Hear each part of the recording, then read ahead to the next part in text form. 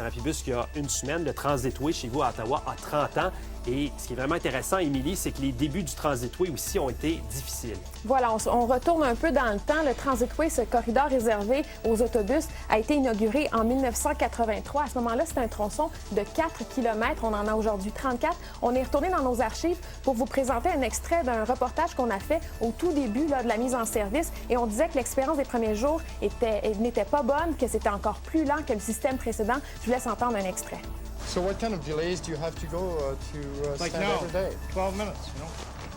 Cet après-midi, le maire de Goulburn, M. Peter Clark, a qualifié de désastre le fonctionnement de ce nouveau réseau.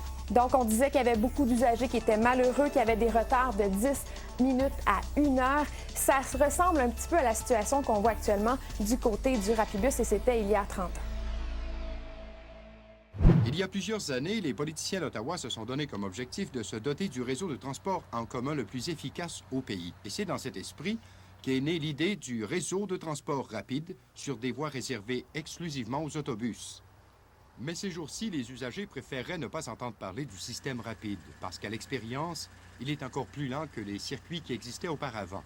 So what kind of delays do you have to go Like stand now, every day? 12 minutes, you know. Cet après-midi, le maire de Goulburn, M. Peter Clark, a qualifié de désastre le fonctionnement de ce nouveau réseau. Les chauffeurs, eux, quand ils ne sont pas confondus par des circuits, ils se voient forcés de travailler en temps supplémentaire pour compléter leurs itinéraires. Tout le monde est donc malheureux devant des retards qui vont de 10 minutes à 1 heure, à la suite de modifications apportées à quelques 80 parcours.